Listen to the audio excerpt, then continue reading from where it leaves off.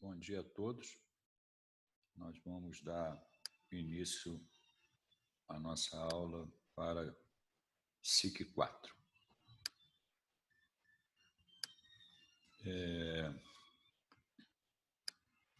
Nós vamos discutir hoje alguns aspectos relacionados ao nosso caso guia número 2. O nosso caso guia número 2 é esse aqui. É um paciente de 54 anos, casado, pardo, motorista de caminhão, que veio para atendimento, natural de Volta Redonda, que veio para atendimento por conta de desmaio e dormência nos pés. Nós temos aqui uma história da doença atual bastante colhida com detalhes, né? Que é muito importante. Vocês podem ler com calma. Nós temos aqui também o exame físico do paciente, feito por quem admitiu o paciente.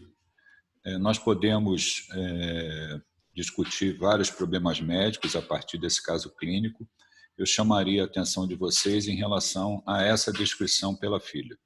A filha relata que o paciente informou está apresentando há pelo menos 3 dias dor epigástrica acompanhada de evacuações enegrecidas de consistência pastosa e de odor muito forte. Refere desde então tonteiras e sudorese diárias, principalmente após as evacuações.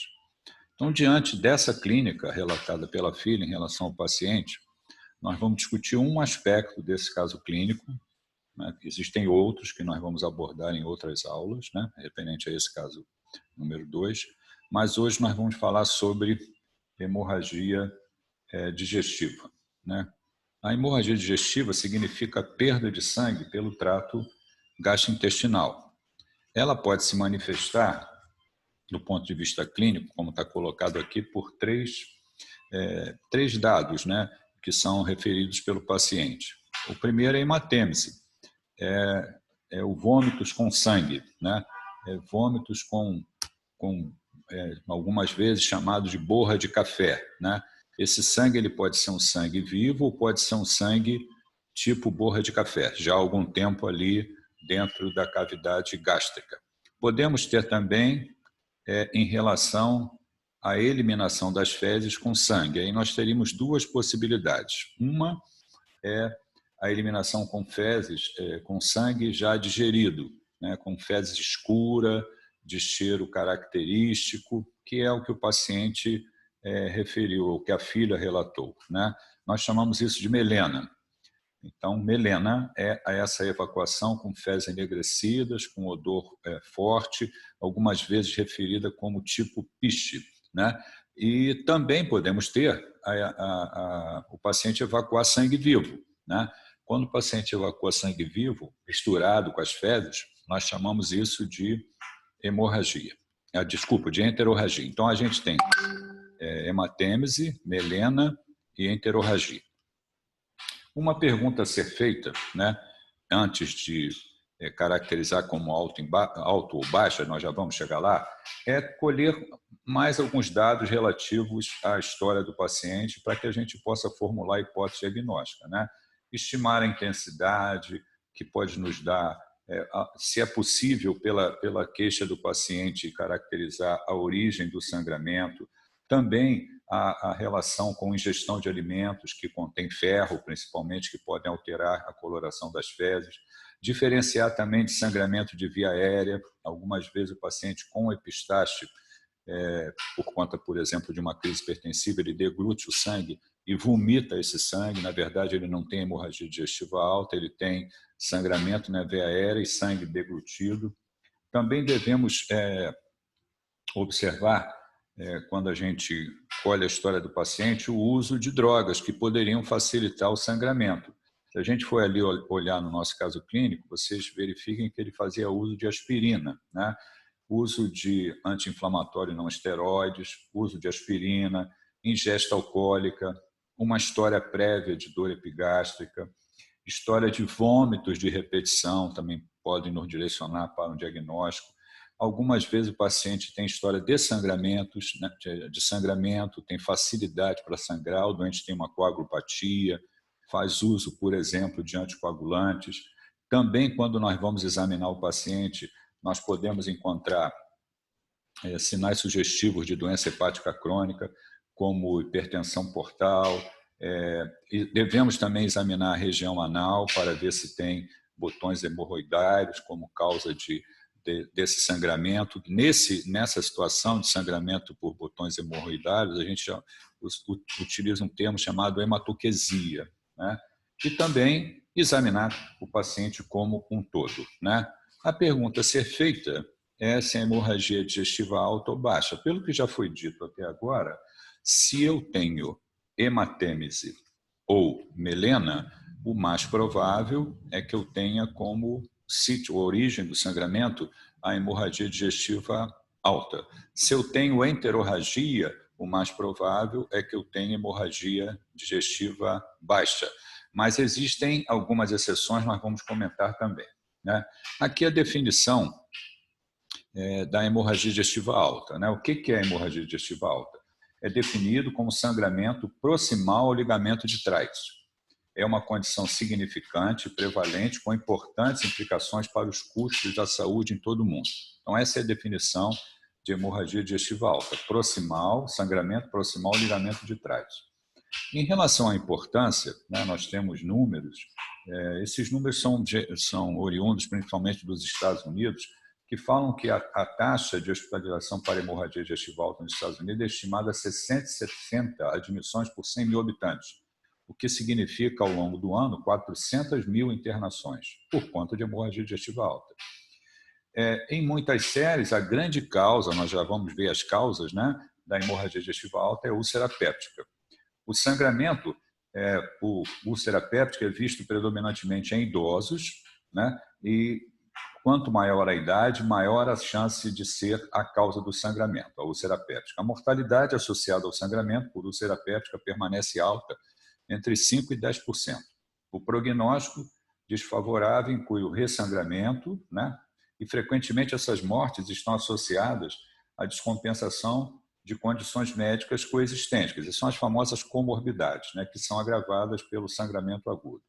E os custos diretos, com dados americanos, para o tratamento de pacientes internados com sangramento por úlcera péptica, né, que é a principal causa de hemorragia digestiva alta, alcança anualmente mais de 2 bilhões de dólares.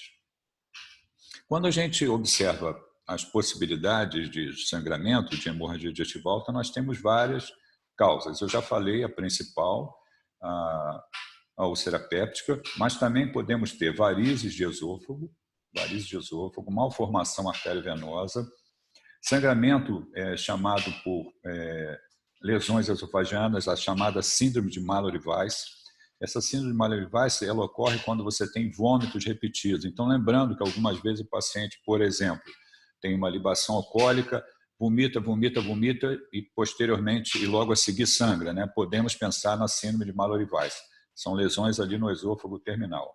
Tumores e erosões, uma patologia chamada lesão de Dillafouard. Essa lesão de Dillafouard, ela é uma lesão vascular onde você tem um vaso tortuoso, né, que causa ali um defeito próximo da mucosa. Isso pode resultar em sangramento digestivo, inclusive um sangramento digestivo em pessoas previamente saudáveis, um sangramento digestivo significante. Bom, o que nós fazemos com um paciente que se apresenta com hemorragia digestiva em geral e hemorragia digestiva alta, né? Nós vamos tanto para a hemorragia digestiva alta e baixa, nós temos princípios. Um dos mais importantes é a ressuscitação. Essa ressuscitação é iniciada logo no atendimento do paciente. Significa avaliar a via aérea, eu preciso ter uma via aérea segura, eu preciso providenciar um acesso venoso que permita a infusão rápida de líquidos, eu tenho que colher sangue para tipagem sanguínea, porque esse meu paciente pode precisar de hemotransfusão, eu tenho que avaliar a coagulação desse paciente, porque se eu tiver provas de coagulação alterada, eu vou ter que corrigir também, senão o doente não para de sangrar, e obviamente esse paciente tem que ficar num ambiente onde ele possa ser monitorado de maneira contínua, né? a hemorragia digestiva é uma das causas de internação em unidade fechada, é uma das causas de internação em CTI. Paralelamente a essas medidas iniciais, a ressuscitação, nós vamos pedir ao colega da gastroenterologia que faça uma endoscopia digestiva alta. Né? Então, está ali, providenciar a endoscopia digestiva alta. Para que serve a endoscopia digestiva nesse momento? Né? Ela serve para estabelecer o diagnóstico, nós vamos ter acesso ao diagnóstico e também, com o avanço, né, da tecnologia ao longo dos anos, a endoscopia digestiva passou não somente a ser utilizada para realização e ter o diagnóstico, como também como terapia endoscópica. Então, se faz endoscopia, temos o diagnóstico, temos a doença que levou ao sangramento, o local exato do que sangrou e também o colega da endoscopia utiliza técnicas para tratar endoscopicamente essa lesão. Aqui é uma foto de uma úlcera gástrica sangrante, né? Nós temos aqui também uma outra lesão com o chamado vaso visível, né? Quando o endoscopista ele endoscopa e tem o sangramento digestivo alto, e quando ele encontra um vaso visível, isso tem uma importância muito grande, porque são estigmas, né? Para risco de sangramento. Quando você encontra um vaso visível, isso significa que pode ocorrer 50% de chance novamente desse paciente sangrar. Então, o encontro de um vaso visível é muito importante. Aqui uma lesão onde você tem baixo risco de ressangramento, quer dizer, fez a endoscopia, o doente sangrou, parou de sangrar e, pelo que se encontra, tem baixo risco de ressangramento. Quanto ao tratamento endoscópico propriamente dito, várias possibilidades podem ser colocadas, né? A injeção de uma solução de salina hipertônica com epinefrina para parar de sangrar, hemoclipping, a injeção de etanol puro, a coagulação com laser, né? Que pode ser feita também, a eletrocoagulação, a escleroterapia com etamolin, a fotocoagulação com laser, como eu já falei, e também ligadura com banda elástica em determinadas causas de hemorragia digestiva alta podem ser utilizadas também. Né? É o que eu estou falando agora do tratamento endoscópico. O colega da endoscopia, com o longo dos anos, quer dizer, o seu serviço de endoscopia normalmente dispõe de mais de uma opção de tratamento endoscópico. Eu falei para vocês vários deles, mas os serviços, algumas vezes, não tem todos, mas tem alguns que permitem que o colega da endoscopia, ao realizar a endoscopia, utilize também medidas para parar o sangramento. Em relação às medidas, às intervenções terapêuticas, né, em relação à úlcera péptica, nós podemos lançar mão do uso de duas drogas, né, inibidores dos receptores da H2 da histamina e inibidores da bomba de prótons. Né?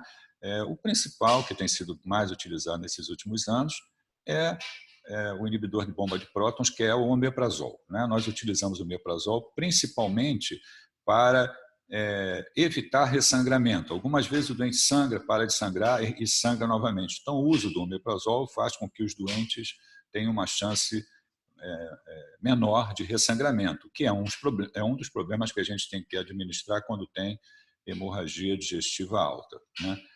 Também, algumas vezes, temos dificuldade para fazer endoscopia em locais de trabalho, onde a gente não tenha o acesso à endoscopia. O omeprazol também se mostra como uma chance maior de fazer com que esse doente pare de sangrar e, quando se faz a endoscopia mais adiante, o sangramento já foi resolvido. Então, são duas drogas disponíveis, uma delas utilizada com maior frequência.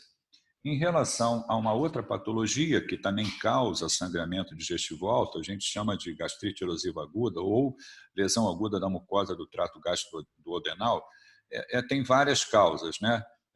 Vejam que tem anti-inflamatório não esteroides, uso abusivo de álcool, trauma, cirurgia, queimaduras, e está ali sinalizado a infecção grave, a sepse, né?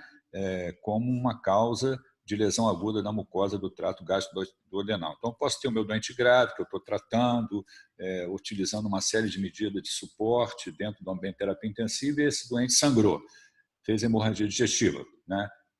fez melena, caiu hemoglobina, caiu hematócrito. Por que esse doente sangrou? Provavelmente ele sangrou por uma lesão aguda da mucosa do trato gastrodenal. Também temos ali a insuficiência hepática, né, e a insuficiência renal como causa desse tipo de sangramento. A visão nessa patologia é utilizar, quando a gente tem esses modelos de paciente, né, graves que nós estamos tratando, utilizar medidas preventivas do sangramento digestivo. A principal medida preventiva é o uso de dieta enteral precoce, quer dizer, nós nós nutrimos o nosso paciente e com isso a gente diminui a chance desse paciente sangrar pelo trato gastrointestinal. Também podemos utilizar drogas, né, e já são essas duas que foram faladas anteriormente, a ranitidina ou o omeprazol. Se o doente sangra de maneira significativa, né, sangrou, caiu hemoglobina, hematócrito, ele é endoscopado, obviamente, para se saber por que o doente sangrou, né, e algumas vezes, quando nós temos um sangramento significativo, entra aí a endoscopia e com intervenções terapêuticas que podem ser feitas também para parar o sangramento. Uma outra possibilidade diagnóstica de causa de hemorragia digestiva alta, temos aí as varizes esofagianas e também varizes de fundo gástrico. Então, o paciente pode sangrar por conta dessa patologia, como está nesse slide, né? Uma endoscopia num paciente com várias varizes de esôfago, né? Já chamo a atenção de vocês também, porque vocês podem vir a trabalhar num lugar que não tem endoscopia digestiva com facilidade. Então, eu estou lá com um doente com estigmas de doença hepática crônica, um doente etilista, um doente com ascite, um doente que se apresenta com ginecomastia, com uma história que já sangrou anteriormente. Então, esse doente provavelmente tem hipertensão portal, varize de esôfago e ele está sangrando novamente.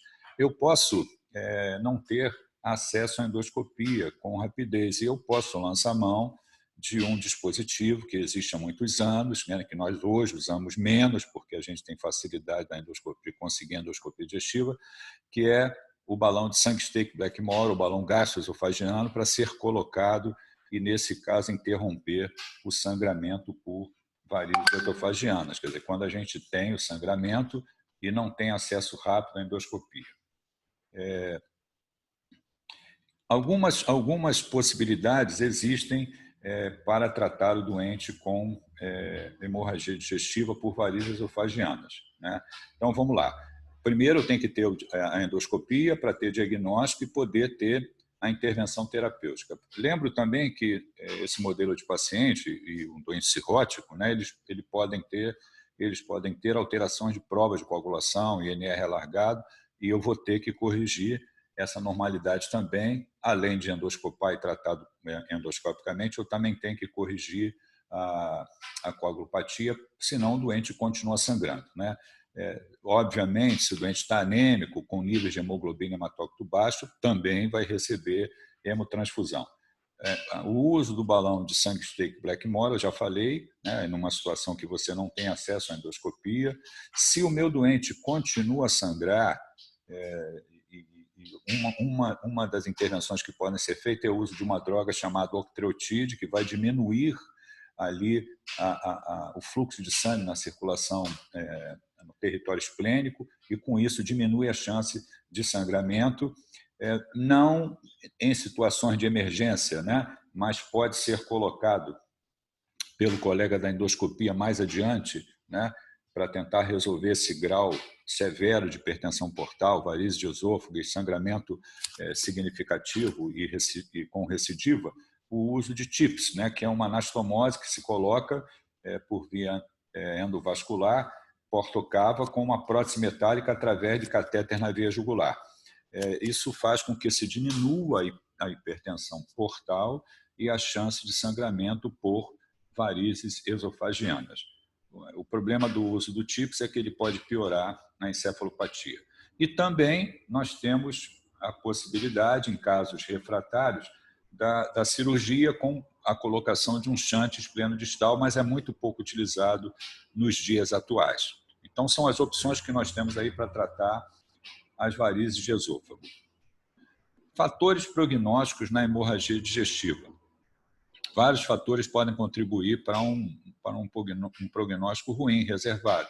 Uma perda de sangue significativa, acima de 500 ml, o doente que se apresenta hipotenso, né, no caso da etiologia do choque, é choque hipovolêmico, pacientes idosos, pacientes com coagulopatias, pacientes imunodeprimidos, pacientes que têm comorbidades cardiopatas, pneumopatas, hepatopatas, e também sangramento que recidivou durante a internação. Tudo isso faz com que possa ter um fator prognóstico ruim na evolução de uma hemorragia digestiva.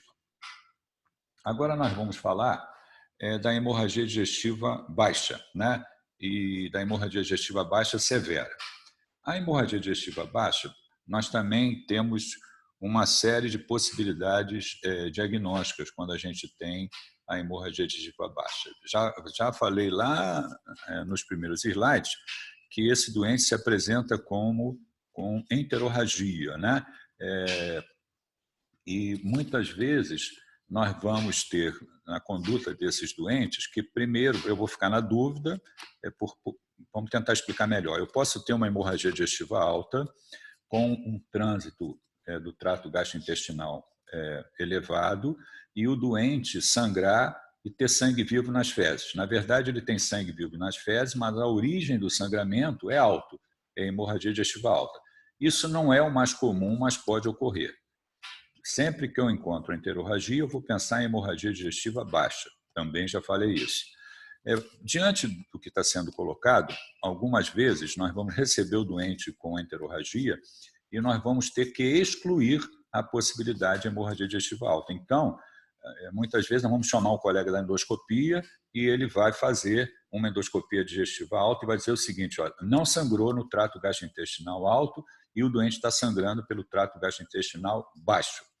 Esse sangramento no trato gastrointestinal baixo, ele tem algumas possibilidades diagnósticas. Uma doença que causa bastante sangramento no trato gastrointestinal baixo, que é comum em pacientes idosos, é a doença diverticular.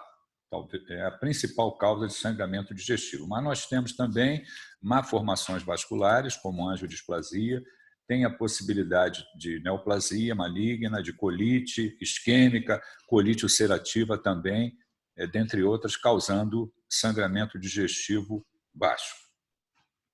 O que nós vamos fazer nesse doente, além do que já foi dito, é conversar com o colega da endoscopia, além daquelas medidas de ressuscitação que já foram colocadas, para que se planeje fazer o preparo do cólon e a colonoscopia. Então, eu preciso fazer a limpeza mecânica desse cólon, algumas vezes um preparo de um dia para o outro com uma solução com manitol, que vai fazer com que o doente evacue várias vezes e limpe os cólons, né? Algumas vezes tem que lançar mão também de clister para que possa limpar os cólons, e aí será feita a colonoscopia. A partir do momento que é feita a colonoscopia, nós temos o diagnóstico feito e também temos a intervenção terapêutica colocada pelo colega da endoscopia que está fazendo o exame. Então, recebe o doente, medidas iniciais da avaliação do caso, ressuscitação, excluir a possibilidade de sangramento digestivo alto, preparar o doente para a realização de colonoscopia, e aí nós temos essas possibilidades diagnósticas que foram colocadas como causa de sangramento digestivo baixo e a intervenção terapêutica por via endoscópica. Aqui nós temos um slide mostrando uma angiodisplasia colônica, nós temos à direita mostrando sangramento por doença de Crohn, acometendo o cólon também. Aqui um outro slide mostrando o sangramento por conta de uma neoplasia, um câncer de cólon. Queria falar com vocês sobre duas situações especiais. Algumas vezes nós vamos investigar o nosso doente e não vamos encontrar, faz endoscopia alta e baixa e não vamos encontrar o sítio do sangramento, o local do sangramento, o motivo do sangramento. Nós podemos lançar mão de duas opções nesses casos. Uma delas chama-se angiografia. Angiografia ou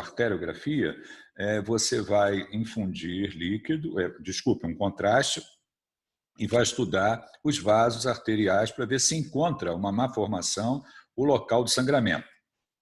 Para que eu possa detectar um sangramento por arteriografia, o doente tem que estar sangrando. Quer dizer, para você dizer, está sangrando naquele ponto, eu tenho que encontrar o novelo vascular e o extravasamento de sangue do vaso. Para que isso ocorra, eu tenho que ter pelo menos um sangramento que represente 0,5 a 1 ml por minuto de sangue, quando a gente faz uma arteriografia. Então, é um exame que nós podemos lançar mão, tanto para fazer o diagnóstico como tratar, porque eu posso fazer a arteriografia, detectar o novelo vascular, a angiodisplasia, ver que está sangrando e tratar por via endovascular, fazer embolização desse vaso que está sangrando e, com isso, resolver o sangramento. Então, é uma estratégia diagnóstica para casos especiais e também permite a intervenção terapêutica por via endovascular. Uma outra possibilidade também de investigação é a cintigrafia com hemácias marcadas. Essa cintigrafia ela também pode nos dar o local do sangramento. E a cintigrafia com essas hemácias marcadas, ela vai permitir visualizar sangramentos ainda menores do que com a arteriografia, menor do que 0,5 ml por minuto. O tratamento cirúrgico, quando que nós temos a chance de tratar o nosso doente cirúrgico, né? Eu falei de vários itens que são utilizados tanto na hemorragia digestiva alta quanto na hemorragia digestiva baixa, que tendem a resolver o problema. Mas ainda assim, algumas vezes, o meu doente pode caminhar para indicação cirúrgica.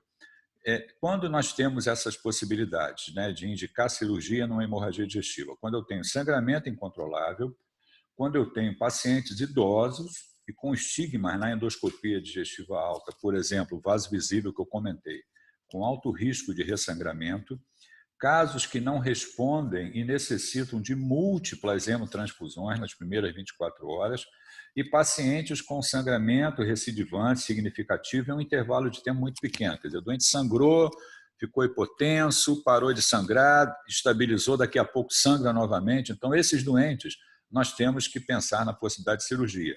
E eu coloco que nós temos que avisar o cirurgião sobre o caso em tempo hábil. Também não adianta a gente chamar o cirurgião numa situação desesperadora, com um doente chocado já há várias horas, com falência de múltiplos órgãos, e pedir para botar esse doente na sala, que provavelmente nós não vamos conseguir evitar o óbito. Então, quando houver essa possibilidade, e essa informação muitas vezes é trazida pelo próprio colega da endoscopia, nós podemos lançar mão do tratamento cirúrgico com essas indicações que eu coloquei.